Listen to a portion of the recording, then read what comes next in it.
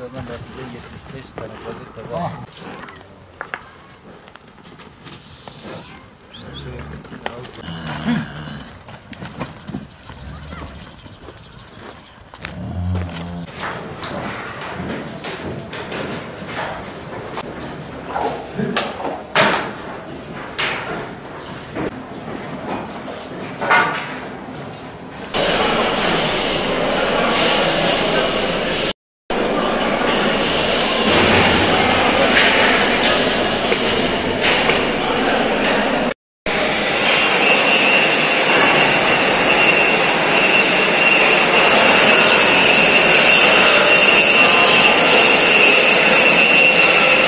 Kurban, Allah-u Teala'ya yakınlaşmak için yapılan bir ibadettir.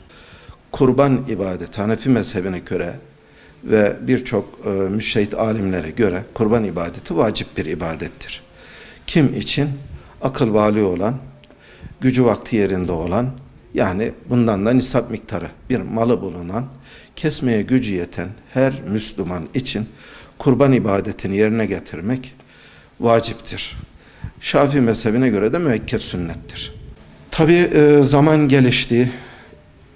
Bazı ülkelerde insanların durumlarının çok iyi olması, Müslümanlar için de aynı şekilde.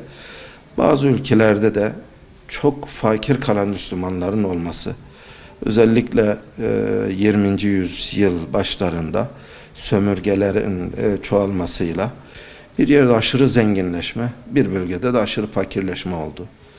Bununla birlikte birçok sebepler, ki bunlardan birisi de şehirleşmenin artması, apartmanlaşmanın çoğalması, bundan dolayı kurban kesebilecek yerlerin azalmasından dolayı vekaletle kurban bir gereksinim haline geldi.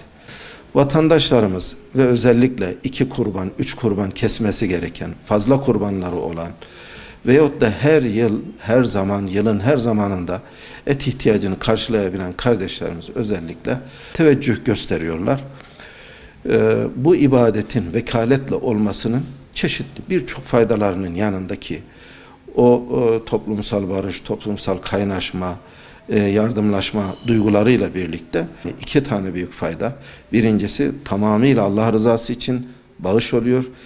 Bir de riya karışmıyor hiç. Biz burada mesela olabiliyor ki şeytan boş durmuyor. Bir ibadet yaptık, kurban. Allah-u Teala'ya yaklaştıran çok mükemmel, yüce bir ibadet.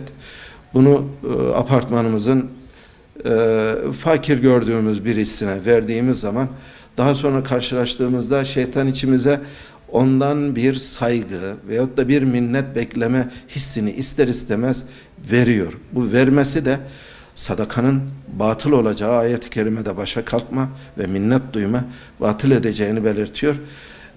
Bu şekildeki vekalet yoluyla yurt içi de olsa, yurt dışı da olsa yapılan ibadetler Allah-u Teala'nın, Allah-u Alem en güzel yakınlaşma vesilesi olan ibadetlerdir ki makbul ibadetler bu açıdan. İşte Afrika bölgesi çoğunlukla kurbanların kesildiği bölgeler. Çünkü muhtaç ve yoksulun, ihtiyaç sahiplerinin en yoğun olduğu bölgeler olmasından dolayı orada çoğunlukla kesiliyor kurbanlar. Kurban fiyatları biraz daha düşük, et fiyatları biraz daha düşük. Oradaki yaşam standartlarından dolayı ve temin etme imkanı kolay olduğundan dolayı ortalama bir fiyat belirlenerek Afrika'da ihtiyaç sahibi olan her yere ulaşacak şekilde bir belirleme yapılıyor. Bu yıl belirlenen rakam 4.750 lira yurt dışı kurban kesimleri. Bunun bir istisnası var sadece. Gazze'de ulaştırılması planlanan kurbanlar. Gazze için belirlenen fiyat 9.750. Yurt içi kurbanlarımız zaten herkes biliyor. 11.750 lira ki bu rakamda başkanlığımız tarafından belirlenmiş, temin edilebilecek en asgari düzey. Geçen yıl Diyanet İşleri Başkanlığımız 79 il yurt genelinde 47 ülkede ve 280 bölgede vekaletle kendilerine teslim edilen, emanet edilen kurbanların dini vecibelere uygun bir şekilde kesimini gerçekleştirdi ve dağıtılması gereken alanlara da onların dağıtımını güzel bir şekilde sağladı. İlimizde de 322 hisse Ağrı'da kesilip ilçelerinde, Ağrı ve ilçelerinde bayramda kesilip dağıtılmak üzere bu kadarlık bir miktar gönderildi. Biz bunları inşallah burada kesip ihtiyaç sahibi vatandaşlarımıza ulaştırmaya çalışacağız.